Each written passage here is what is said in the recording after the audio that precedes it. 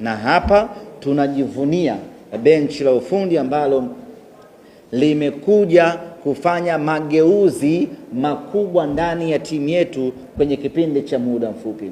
Kumbukeni ndugu zangu waandishi wa habari na wanasimba, tulikuwa wateja huko nyuma, tulikuwa tunaburuzwa kadri wanavyotaka wao, wanakuja kwenye mechi wakiwa na uhakika wa ushindi. Lakini msimu huu imekuwa ni tofauti kabisa. Mechi zote mbili wameshuhudia hata wao wenyewe ya kwamba Simba hii ina mabadiliko makubwa. Hivi sasa wakikaa kuizungumzia Simba, wanaizungumzia timu kwa ambayo inawatishia maisha kwa upande wao.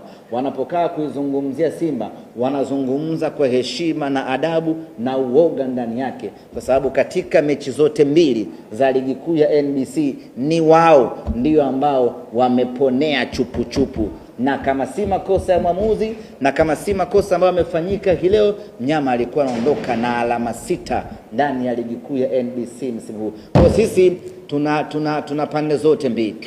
Tunajilaumu ya kwamba tumekosa ushindi, lakini vile vile tunajipongeza kwa timu yetu kuongezeka ubora. Na sasa nyinyi mnakumbuka ilifikia mahali walikuwa na kiburi, wanasema ya kwamba Simba sisi Yanga na Simba sio dabi tena, wakajitafutia kadabi kao huko ambako wao wanakaona ndiyo kagumu. Zote hizo zilikuwa ni dhihaka na dharau baada ya Simba kukosa matokeo kwa muda mrefu. Lakini sasa hivi hawana uwezo wa kusema ya kwamba Simba na Yanga sio dabi tena, kwa sababu mara zote mbili wameponea chupu na mara moja tumewafunga kwenye fainali la kombe ya Muungano. Kwa sisi we are very proud na timu yetu, na wala hatuna sababu wana Simba ya kukaa kinyonge.